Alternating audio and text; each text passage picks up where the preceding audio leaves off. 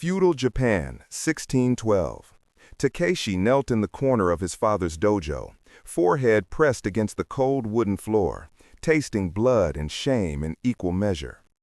The afternoon light cut through the paper screens in golden shafts, illuminating the dust particles that hung in the air like 1,000 witnesses to his failure.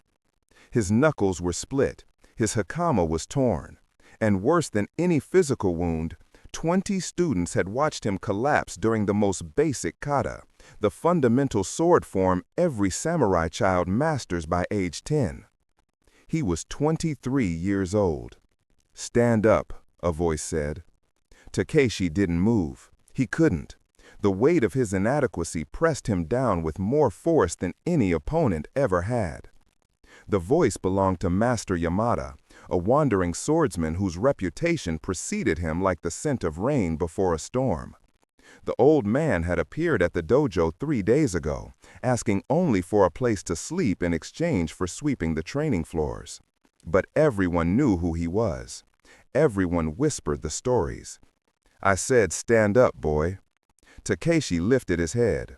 Master Yamada's face was like carved wood, all angles and weathered lines, eyes that had witnessed too many deaths to count. "Do you know why you fail?" the master asked. Takeshi's throat burned. "Because I'm weak." "No." Master Yamada knelt beside him, close enough that Takeshi could smell the cedar and steel oil on his clothes. "You failed because you carry the weight of yesterday's failure into today's attempt. You fail because your mind is divided against itself. You fail because you have never learned the one principle that separates the master from the student, the warrior from the corpse." The old man stood and walked toward the door, his footsteps silent despite the creaking floorboards. "Tomorrow at dawn, if you wish to know this principle, meet me at the shrine beyond the eastern gate. Come alone. Come ready to die to who you were." He paused at the threshold, silhouette framed by the dying light. "Or don't come at all, and live the rest of your life wondering what you could have become." Here's what nobody tells you about discipline, about greatness, about escaping the prison of your own weakness. It's not about motivation. It's not about willpower. It's about a single Japanese principle, so powerful that it transformed peasants into legendary warriors, and so simple that most people dismiss it before they understand it. The question is this: what do you do when you've tried everything, every productivity hack, every morning routine, every motivational video, and you still find yourself paralyzed, watching your potential die one wasted day at a time? The samurai had an answer, and over the next 40 minutes, I'm going to show you exactly what it was. Takeshi hadn't always been a failure. As a boy of 7, he'd been chosen from among his village's children to train at the prestigious Kenjutsu dojo of Lord Matsumoto. His father, a humble rice farmer, had wept openly when the selection was announced. This was more than opportunity. It was transformation, the chance for a peasant bloodline to touch greatness. For the first 3 years, Takeshi had been a star. His kata were clean, his strikes were fast, and his spirit was hungry. The instructors praised him. The other students envied him. His father would visit on festival days, standing at the edge of the training ground with pride radiating from his weathered face. But somewhere around age 13, something shifted. It started small, sleeping through morning practice once, skipping meditation to talk with friends, performing techniques with adequate effort rather than total commitment. The instructors noticed but said nothing at first, assuming it was the natural rebellion of adolescence. Takeshi told himself he was still good, still talented. He could catch up whenever he wanted. He had natural ability. But natural ability without discipline is like a sword without an edge, impressive to look at, useless in battle. By age 17, students who had once looked up to him were surpassing him. By 19, even the newest recruits performed with more precision. By 21, he had become invisible, neither good enough to praise nor bad enough to expel, simply There, a body occupying space in the dojo, going through motions that had lost all meaning. The worst part wasn't the decline itself. It was that Takeshi knew what he was doing wrong. He would lie awake at night, mind racing with plans for transformation. Tomorrow, he would tell himself. Tomorrow I'll wake before dawn. Tomorrow I'll practice until my hands bleed. Tomorrow I'll become who I'm supposed to be. Tomorrow became next week. Next week became next month. Next month became next year. And with each broken promise to himself, the gap between who he was and who he could have been widened into a chasm that seemed impossible to cross. The moment everything changed came on an autumn morning during partnered sparring. Takeshi had been matched with Kenji, a student 3 years younger, who had arrived at the dojo with nothing. No prestigious family name, no natural talent. Just an orphan boy with hands calloused from years of field work. But Kenji had something Takeshi had lost: Shoshin, the beginner's mind. He treated every practice like it was his last opportunity to learn. He studied every correction as if it contained the secret to immortality. The bout began. Takeshi moved through the forms on autopilot, his bokken tracing patterns his body had memorized years ago. But there was no presence behind the movements, no spirit, no Zanshin, the persistent awareness that transforms technique into art. Kenji attacked with full commitment, not recklessly, but with total presence, each strike a complete statement, each defense a complete answer. Within 30 seconds, Takeshi found himself stumbling backward, his defense fragmented, his breathing ragged. The watching students fell silent. Even the instructors stopped their other supervisions to watch. Kenji's final strike came from an angle Takeshi should have seen but didn't. The bokken connected just below his ribs with enough force to empty his lungs and send him crashing to the floor. The impact knocked more than air from his chest. It knocked something loose in his soul. He lay there, staring at the ceiling beams, and for the first time in years, Takeshi saw himself clearly. Not who he pretended to be, not who he planned to become tomorrow, but who he actually was in this moment. A man who had traded his potential for comfort. A man who had chosen the easy path so many times that he no longer remembered how to choose the hard one. A man who was dying slowly from the inside out, his spirit withering like rice stalks in drought. Kenji stood over him, extending a hand to help him up. But Takeshi couldn't take it. The shame was too heavy. He pushed himself to the corner of the dojo, where he would remain for the next 2 hours, frozen in place by the weight of wasted years. That night, Takeshi walked to the edge of the training compound, where the defensive wall overlooked a steep cliff. The moon was full, painting the valley below in shades of silver and shadow. He thought about jumping. Not from genuine suicidal desire, but from the desperate wish to escape himself, to somehow shed this body, this history, this accumulation of failure, and start fresh as someone else. But that was the seduction of death, wasn't it? The ultimate form of laziness, the final excuse to avoid the hard work of transformation. A hand touched his shoulder. Master Yamada stood beside him, appearing with that unsettling silence that marked genuine warriors. The old man said nothing for a long moment, simply gazing out at the moonlit valley.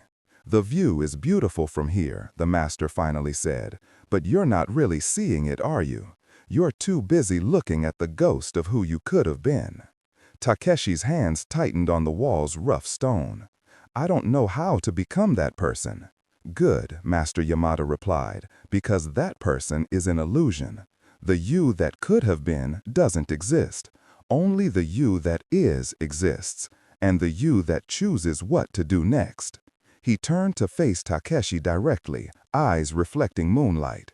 "Tomorrow at dawn, Eastern Shrine. The decision is yours. Continue dying slowly or die quickly to be reborn. But understand this. Transformation is not comfortable. It will not feel like progress at first. It will feel like drowning. The question is whether you'll trust the process long enough to discover you can breathe underwater. The master walked away, leaving Takeshi alone with his decision. Dawn came cold and gray, mist rising from the valley like the breath of sleeping gods. Takeshi stood at the eastern shrine, a small Shinto structure half swallowed by moss and time, where offerings of rice and sake sat beside stone foxes whose features had been worn smooth by centuries of rain.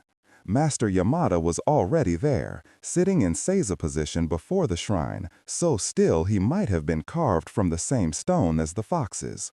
Without turning, he spoke. "You came."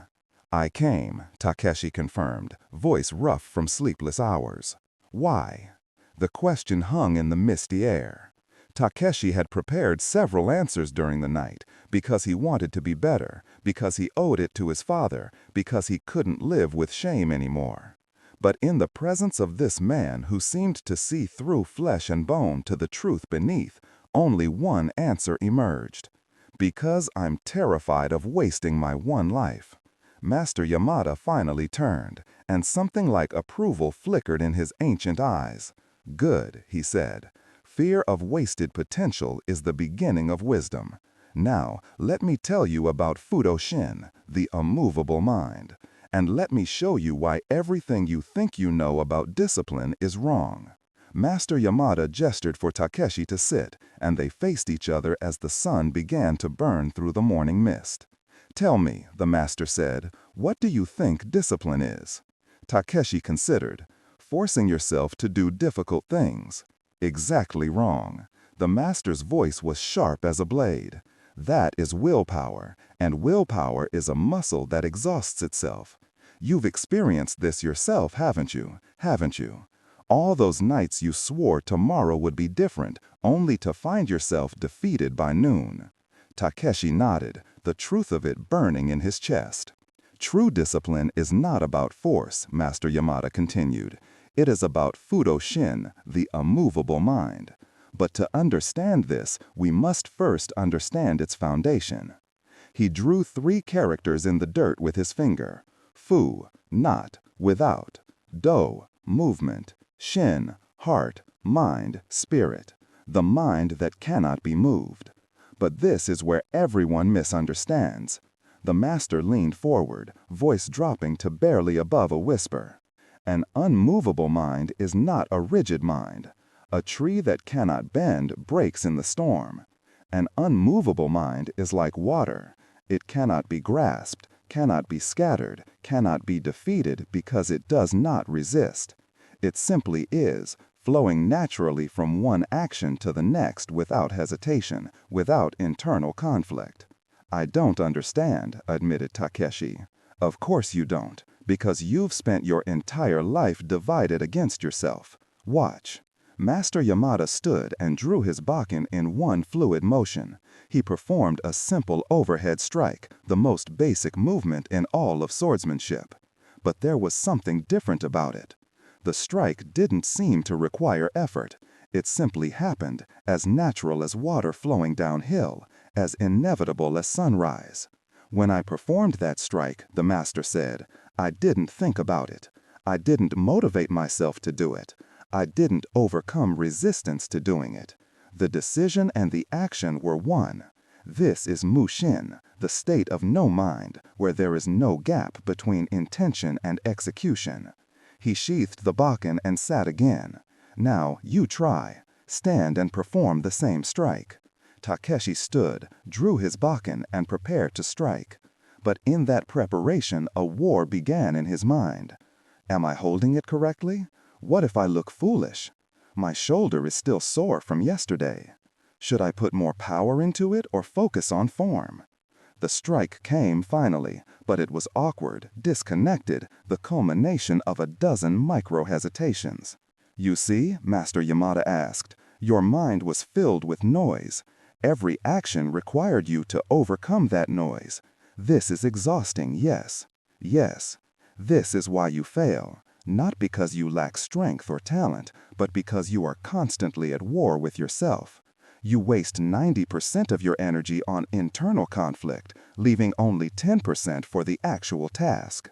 A warrior who fights like this dies in his first real battle.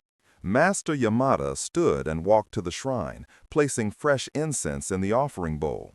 Smoke rose in thin gray streams, disappearing into the morning air. "Have you heard of Miyamoto Musashi?" he asked.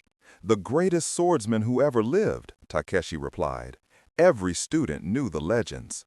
"Yes, but do you know how he became great? It wasn't natural talent.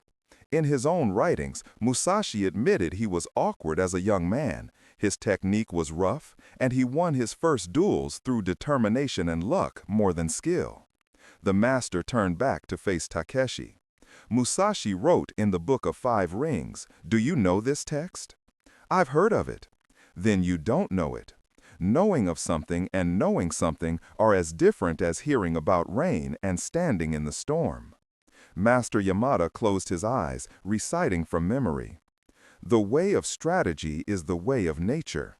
When you appreciate the power of nature, knowing rhythm of any situation, you will be able to hit the enemy naturally and strike naturally. All this is the way of the void." He opened his eyes. "Musashi discovered what I am teaching you. The greatest warriors don't fight against themselves. They align themselves with natural law. They remove the internal friction that makes every action feel like pushing a boulder uphill. This is Fudōshin. This is the immovable mind that paradoxically moves with perfect freedom." Takeshi felt something stirring in his understanding, but it was still cloudy, still out of reach. "How?" he asked. "How do you achieve this?"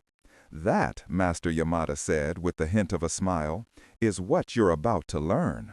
But I must warn you, the path is not comfortable. It requires you to face the parts of yourself you've spent years avoiding. It requires you to die while still alive." He picked up a simple wooden bucket that sat beside the shrine. "Your training begins now. Do you see this path?"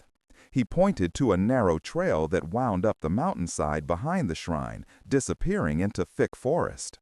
"At the top of this mountain is a waterfall. You will carry this bucket to the top, fill it with water, and bring it back here. You will do this without stopping, without setting the bucket down, without spilling more than half the water." Takeshi looked at the bucket. It was small, maybe 2 liters, and at the path, which didn't look particularly steep or long. "That's the training?" he asked, unable to hide his disappointment.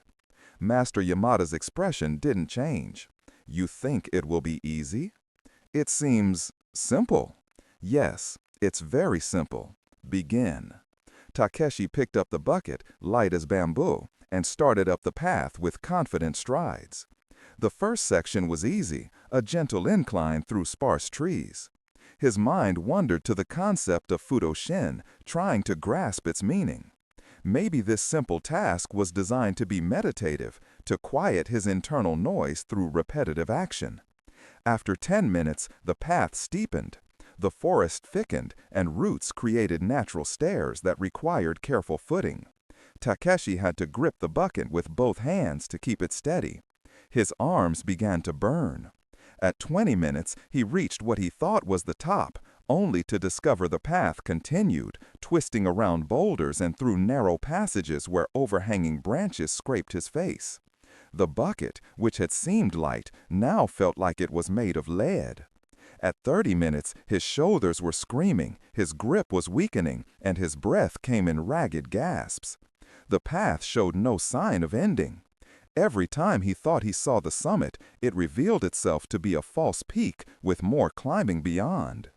At 45 minutes, Takeshi stumbled over a root and nearly fell. The bucket slipped from his grip, and he caught it with one hand, swinging it wildly. His mind filled with a single thought. Put it down. Rest for just a moment. The master will never know. But he kept going, because pride, if not discipline, still lived in him. At 1 hour and 7 minutes, he finally reached the waterfall. A thin stream of water cascading down black rocks, pooling in a clear basin before continuing its journey down the mountain. Takeshi collapsed beside the pool, the bucket clattering on stone. His hands were cramping.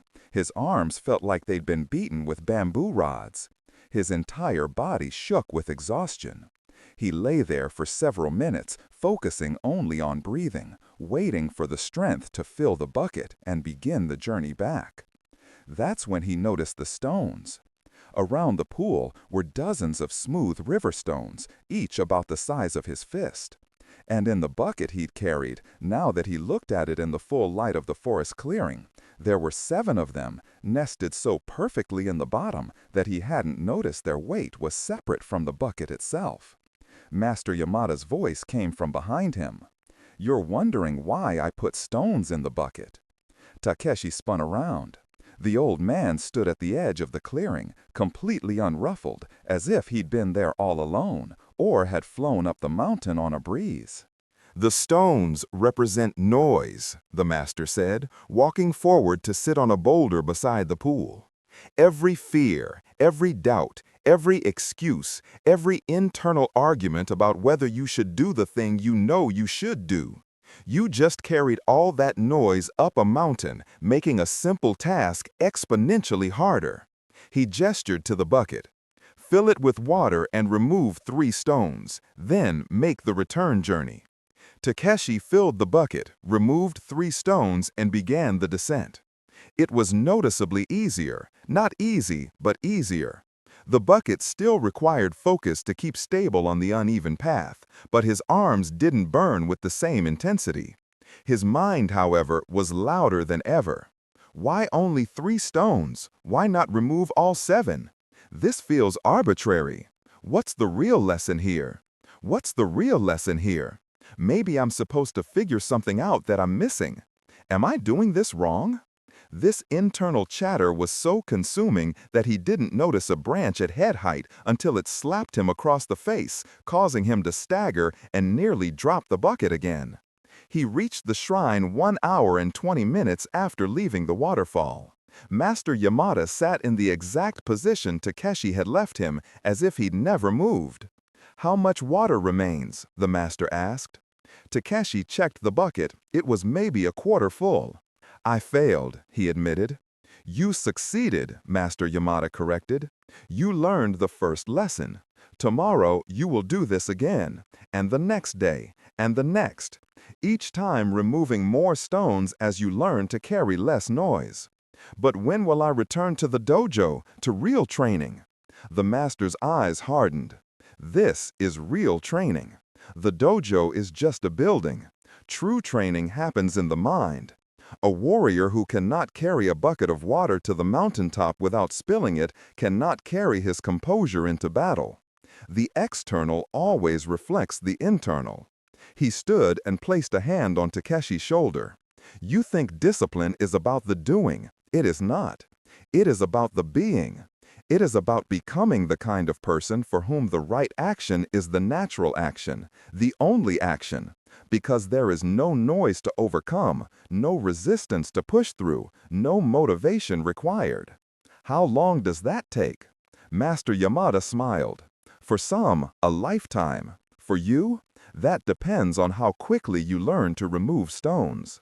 The next morning, Takeshi made the journey again. This time he removed 5 stones before starting, leaving only 2 in the bucket. The climb was still difficult, the mountain hadn't changed, but something was different. With fewer stones, he could feel the actual weight of the water, understand the bucket's true balance, develop a rhythm to his steps that minimized sloshing. His mind still generated noise. "My legs are tired. This is taking too long. I should have eaten more breakfast." But the noise was quieter, and occasionally there were gaps. Moments of pure presence where he was simply walking, simply climbing, simply breathing, without commentary. He returned with half a bucket of water. On the 3rd day, he removed 6 stones. On the 4th day, all 7. By the 5th day, the bucket felt lighter in his hands than it had empty on that first morning. But Master Yamada wasn't satisfied. "You've removed the physical stones," he said when Takeshi returned on the 7th day, bucket 3/4 full. "But you're still carrying invisible ones. I can see it in your face, hear it in your breathing, Feel it in the way you set the bucket down, like you've just won a victory against an opponent. The master poured the water out onto the shrine's stone base, where it darkened the ancient rock before disappearing into cracks and crevices. You're still trying. You're still forcing. You're still at war with the mountain, with the bucket, with yourself. Until you make peace, you'll never understand Fudōshin. How do I make peace? Takeshi asked, frustration bleeding into his voice. By understanding what the stones really are. Master Yamada knelt and drew more characters in the dirt. Shu-chaku, attachment. This is the source of all stones, all noise, all suffering. He pointed to the first character. You are attached to outcomes, to succeeding, to impressing me, to proving you're not the failure you believe yourself to be. This attachment creates tension. He pointed to the second character. You are attached to comfort, to the hope that this will get easier, that discipline will eventually feel good.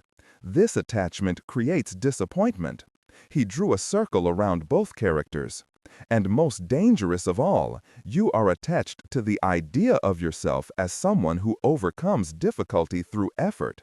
This makes everything a battle, including simple tasks like carrying water. Master Yamada stood, brushing dirt from his hands. Miyamoto Musashi wrote, "Think lightly of yourself and deeply of the world." Do you understand this? Think I'm not important? Takeshi guessed. No. Think that your internal drama is not important. The voice that says, "This is hard," or "I'm tired," or "I deserve rest," this voice is not you. It's just noise. You've been listening to it so long that you've mistaken it for truth, for reality, for something that must be negotiated with and accommodated with. The master picked up the empty bucket and held it out to Takeshi.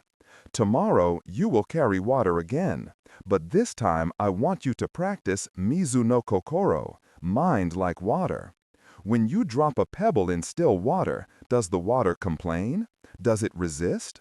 Does it tell itself stories about how hard it is to form ripples? No, Takeshi replied. It just responds naturally. Yes, so tomorrow, when your mind generates noise, "This is heavy, my arms hurt, I want to stop." You will not argue with these thoughts, you will not try to suppress them. You will simply recognize them as ripples on the surface of water, and you will let them pass without attachment. Here's what nobody tells you about mastering yourself, about building real discipline that doesn't require constant motivation. The noise in your head, all those doubts, excuses, and internal arguments, isn't actually the problem. Your relationship with that noise is the problem. Most people approach discipline as a war. Motivation versus laziness, willpower versus weakness, the part of you that wants growth versus the part that wants comfort. But war is exhausting. You can't maintain a war against yourself indefinitely.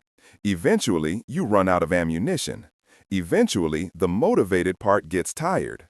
And when it does, the lazy part wins by default, simply by outlasting your effort.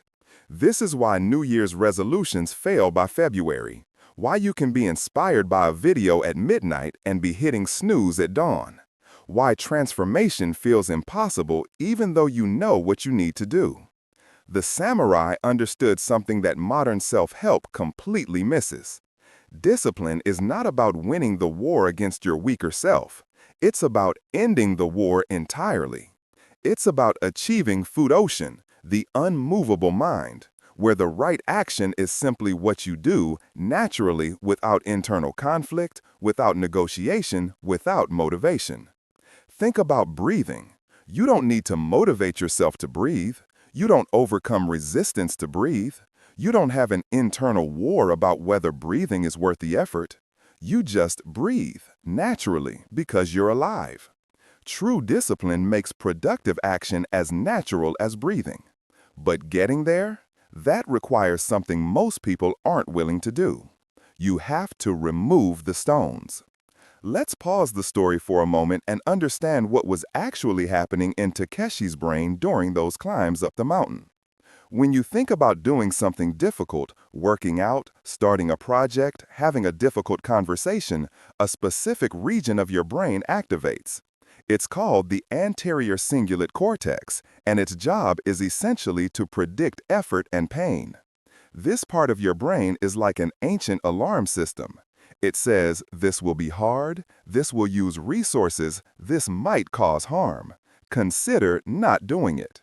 This voice is the source of procrastination, of resistance, of the gap between intention and action.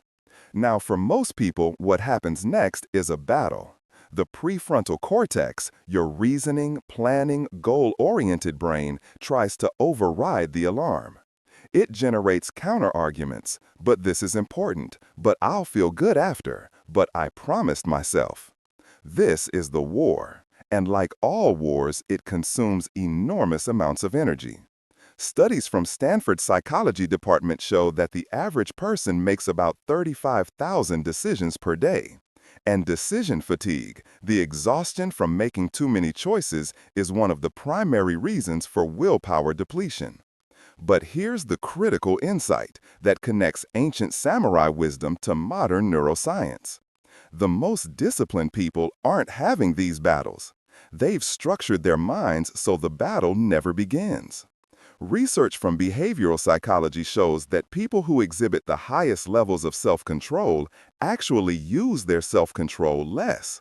They've created what researchers call bright-line rules, non-negotiable boundaries that eliminate the need for decision-making. When Miyamoto Musashi wrote about Mushin, the state of no mind, he was describing a neurological state where the gap between stimulus and response disappears. You see the sword coming and you're already moving. There's no analysis paralysis, no internal debate, no conscious decision tree. Modern neuroscience calls this automaticity, the process by which behaviors become automatic through repetition. But, and this is crucial, you can't achieve automaticity if your practice is inconsistent. You can't create neural pathways that bypass conscious decision-making if every time you try, you're having a war about whether to try. This was Takeshi's problem. Every morning he had to debate with himself about whether to wake up early, whether to train hard, whether to push through difficulty. And every morning that debate exhausted him before he even began. The bucket training wasn't about physical strength. It was about training his brain to eliminate the pre-action war. There's another crucial player in this neurological drama, the amygdala, the part of your brain responsible for emotional processing and threat detection. The amygdala is optimized for survival, not for achievement. It wants you safe, comfortable, alive. Anything unfamiliar, anything difficult, anything that requires sustained effort, the amygdala marks these as potential threats. This is why stepping out of your comfort zone feels genuinely threatening, even when you know logically that you're safe. Your brain can't tell the difference between physical danger and psychological discomfort. Both activate similar threat responses. When Takeshi started climbing the mountain with stones in his bucket, his amygdala was screaming danger signals. This is too hard. You might fail. You'll look weak. This pain means damage. Stop, stop, stop. And for years, he'd listened to those signals. He'd negotiated with them, accommodated them, organized his entire life around avoiding them. This is what Master Yamada meant by carrying stones. Each fear, each excuse, each internal objection was additional weight that made everything harder. But here's what modern research on neuroplasticity has revealed. The brain is not fixed. Neural pathways can be rewired.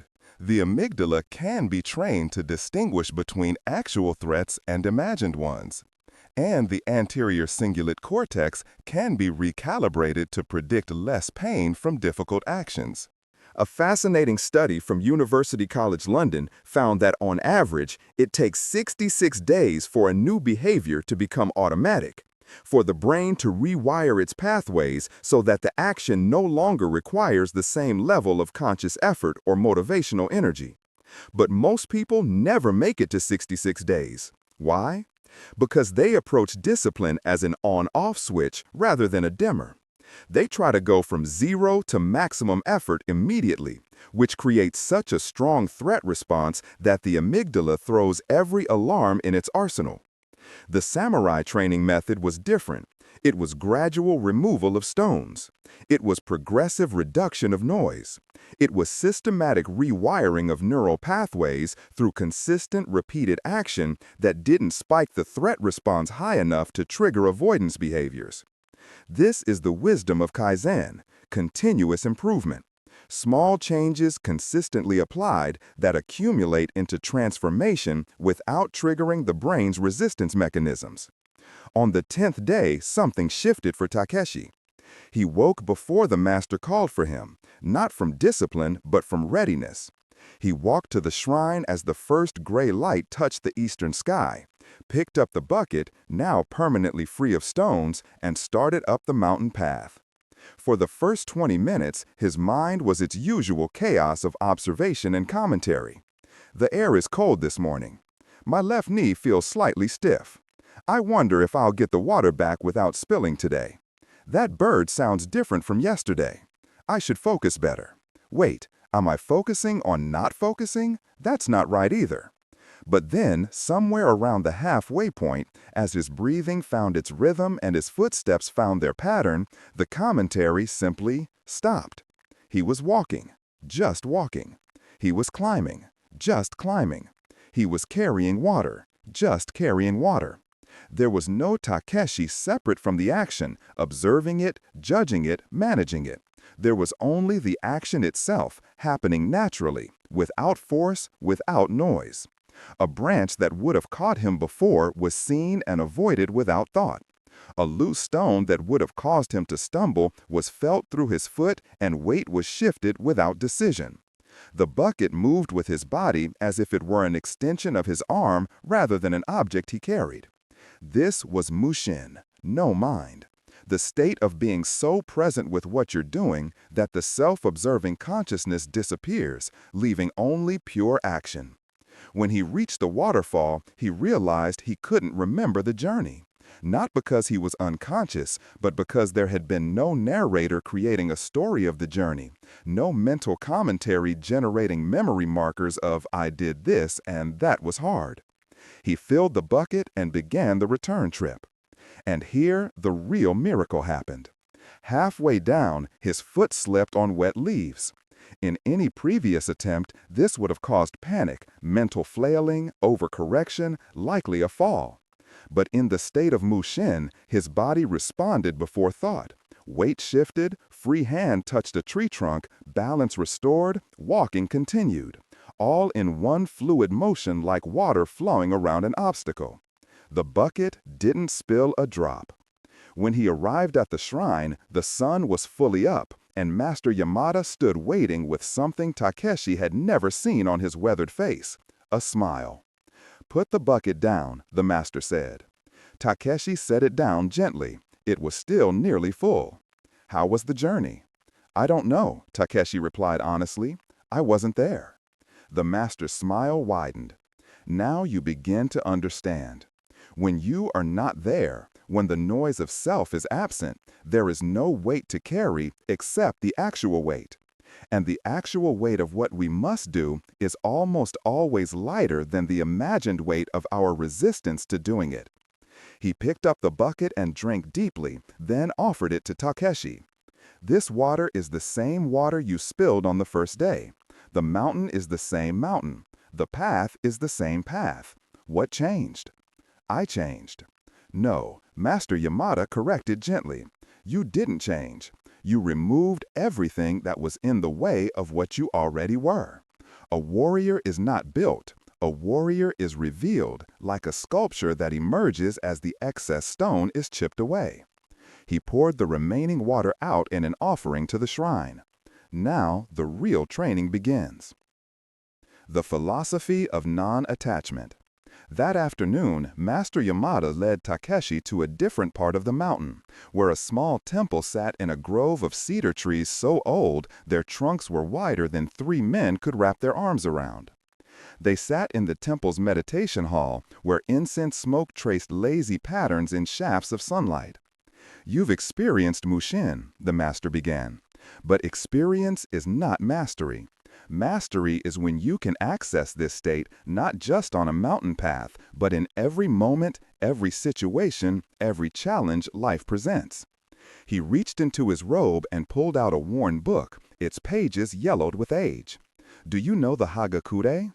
"The hidden leaves," Takeshi translated. "Yes, the secret wisdom of the samurai, written by Yamamoto Tsunetomo.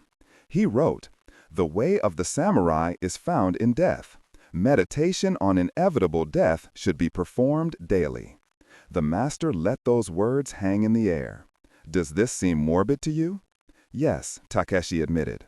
"That's because you misunderstand. Tsunetomo isn't speaking about literal death. He's speaking about dying to attachment, dying to the ego, dying to the illusion that you are the voice in your head rather than the awareness behind it." Master Yamada opened the book to a marked page and read, "When you have something like a problem in your mind, the problem clouds you and you cannot see a better part. If you sweep away the problem itself, you would be clearer." He closed the book.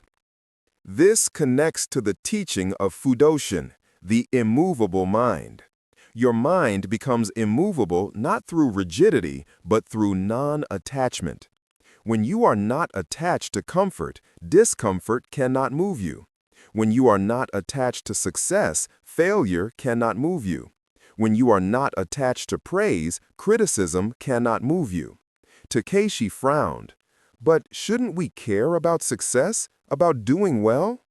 "Caring and attachment are not the same thing," the master replied. "You can be fully committed to doing your best without being attached to the outcome. In fact, attachment to outcome is what prevents you from doing your best, because you're constantly measuring yourself, judging progress, generating anxiety about whether you'll succeed." He gestured to the altar at the front of the hall, where a Buddha statue sat in perfect repose. In Zen Buddhism, there's a concept, Ichigo Ichi, one time, one meeting. Every moment is completely unique, will never come again, and deserves your total presence. But you cannot be totally present if you're carrying the past's failures and the future's fears. "This connects to discipline how?" Takeshi asked. "This is discipline," Master Yamada emphasized. "Real discipline is not forcing yourself to do what you don't want to do. It's removing the attachments that make you resist what you need to do. When you're not attached to comfort, waking early doesn't require motivation. It's just what you do. When you're not attached to immediate pleasure, delaying gratification doesn't require willpower. It's just natural." He leaned forward, voice intense. "The stones in the bucket were attachments. Attachment to comfort. This is too heavy. Attachment to ego. I should be better at this. Attachment to outcome. I need to succeed to prove my worth. Every attachment adds weight to every action. Remove the attachments and action becomes effortless."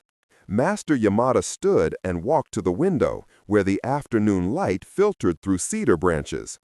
"The Stoics of the West understood this too," he said. "Marcus Aurelius, the philosopher emperor, wrote, 'You have power over your mind, not outside events. Realize this and you will find strength.'" He turned back to Takeshi. "The Stoics called it amor fati, love of fate. Accept what is. Don't waste energy wishing things were different. Focus only on what you can control, your mind, your effort, your response." "And the Buddhists?" Takeshi added, beginning to see the pattern. "Yes, the Buddha taught that suffering comes from tanha, craving, desire, attachment. When you crave pleasure and resist pain, you create suffering. When you accept both with equanimity, suffering ends even though pain and pleasure continue." Master Yamada returned to sit across from Takeshi. "All the great wisdom traditions point to the same truth. The obstacle is not the external circumstance. The obstacle is your mental relationship to the circumstance. Change that relationship, remove attachment, remove resistance, remove the noise, and you can walk through fire as calmly as you walk through morning mist. He pulled out 3 smooth stones from his robe and placed them in front of Takeshi. These represent 3 attachments that destroy discipline. First, attachment to feeling motivated. You believe you need to feel like doing something before you do it. This is backwards. Action creates motivation, not the other way around. The warrior acts regardless of feeling. He tapped the second stone, attachment to comfort. You believe that difficulty is a problem to be solved, that eventually discipline should feel easy. But growth always happens at the edge of discomfort. The warrior doesn't seek comfort, he seeks challenge. He tapped the third stone, attachment to identity. You believe you are a lazy person, or a disciplined person, or a person trying to become disciplined. But these are just stories. The warrior understands that he is not his past patterns. Every moment is a choice. Every action is a vote for the person you're becoming. Master Yamada swept the stones away. For the next 7 days, we will train in removing these attachments. And I warn you, this training will not be comfortable. But if you can complete it, you will understand Fudōshin not just intellectually, but in your bones, in your blood, in the core of your being.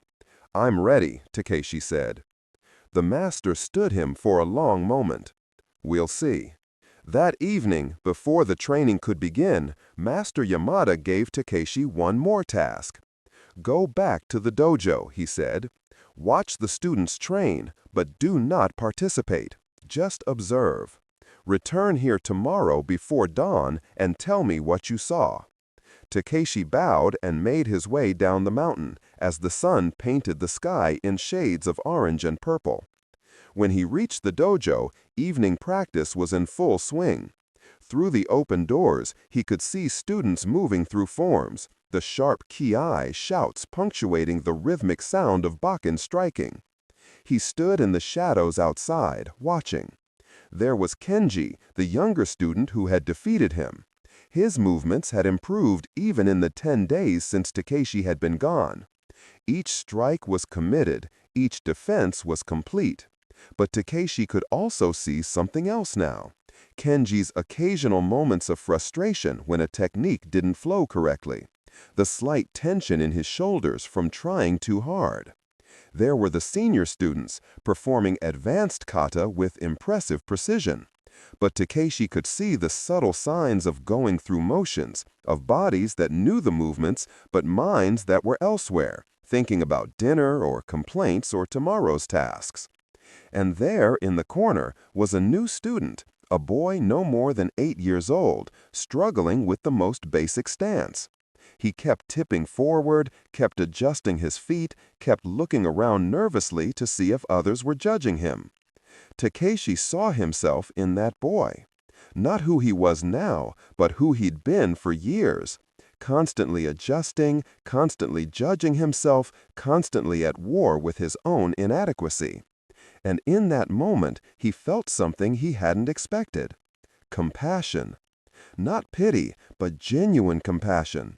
He understood the suffering of that internal war because he'd lived it.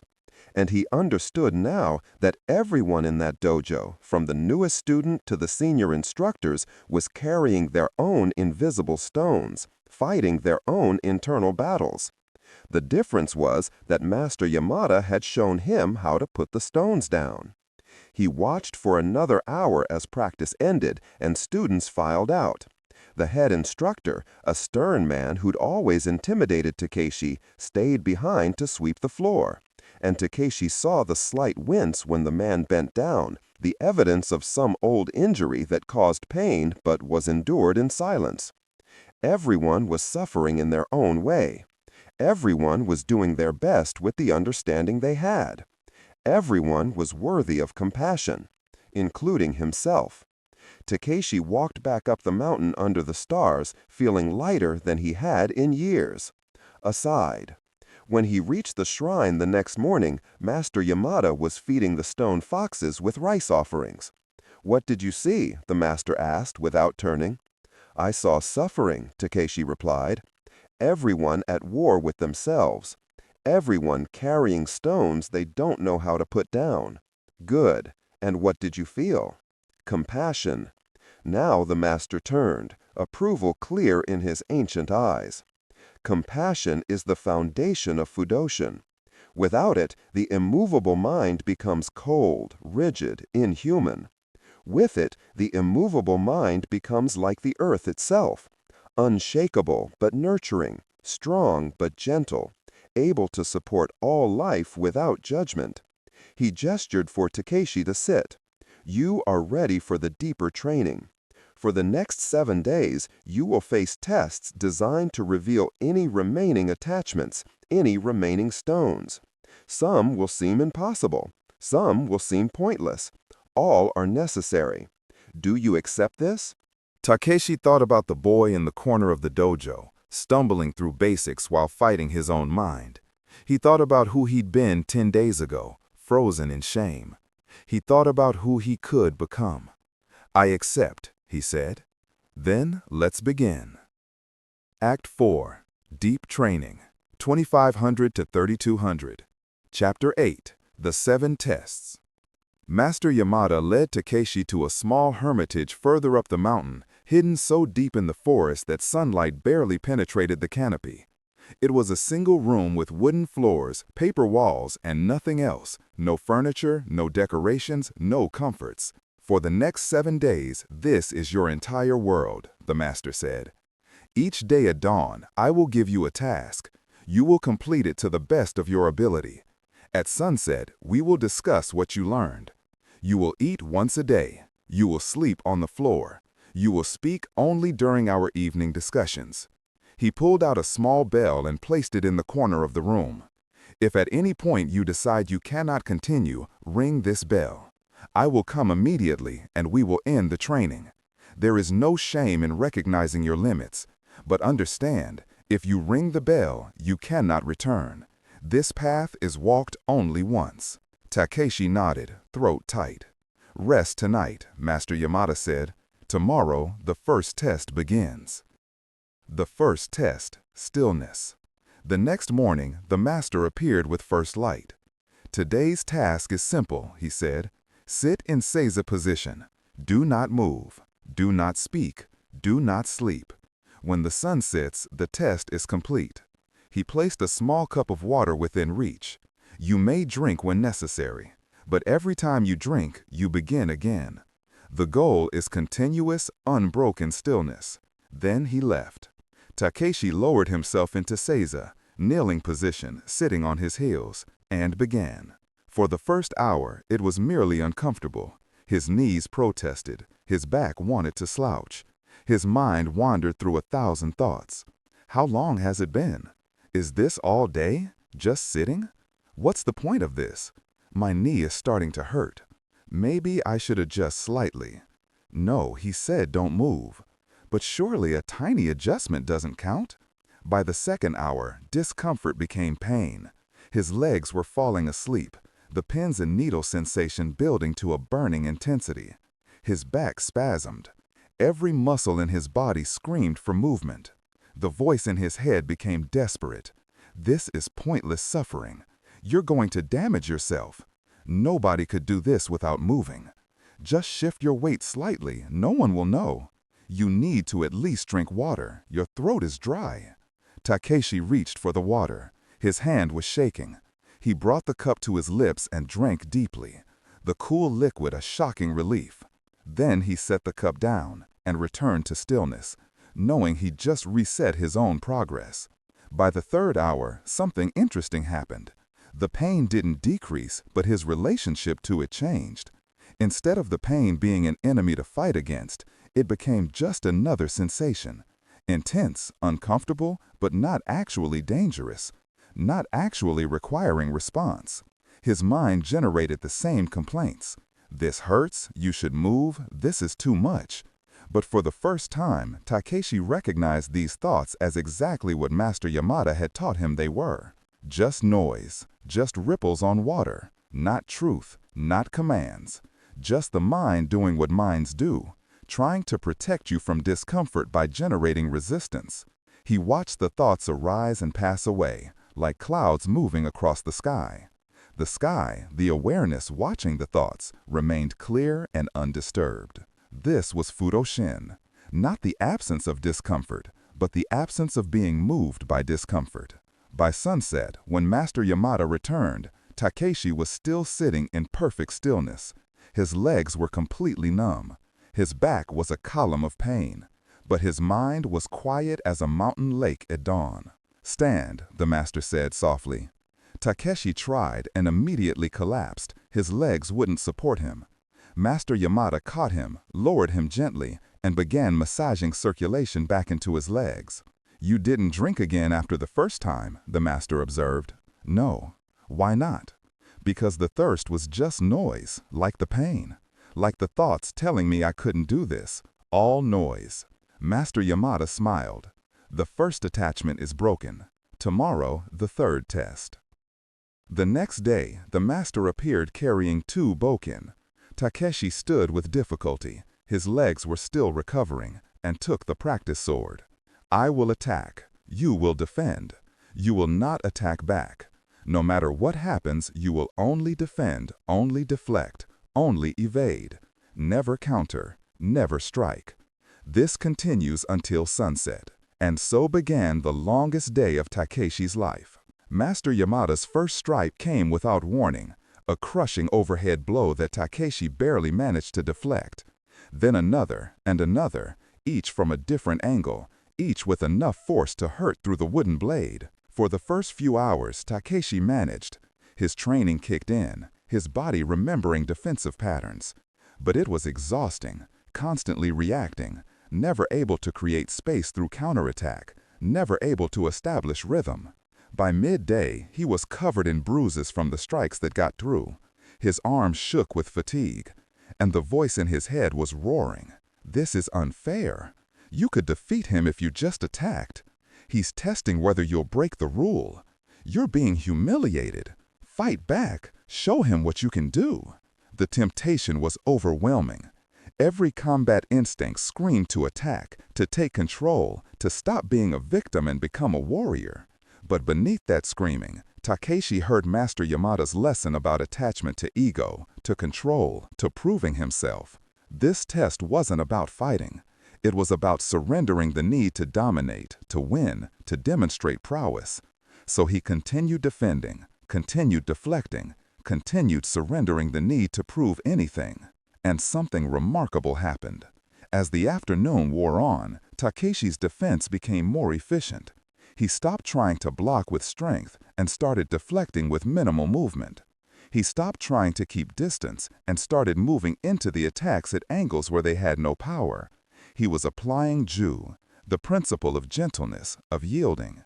He was learning that surrender isn't weakness, it's wisdom. Water doesn't fight the rock, it flows around it and ultimately wears it down. By sunset, Master Yamada's strikes were barely touching him. Not because Takeshi was faster, but because he was no longer resisting. He was flowing like water, like air, like smoke that can't be struck, because it never opposes. When the master finally lowered his bokken, he was breathing hard. The old man had been working far harder than Takeshi realized. "The second attachment is broken," Master Yamada said. "Tomorrow, the third test."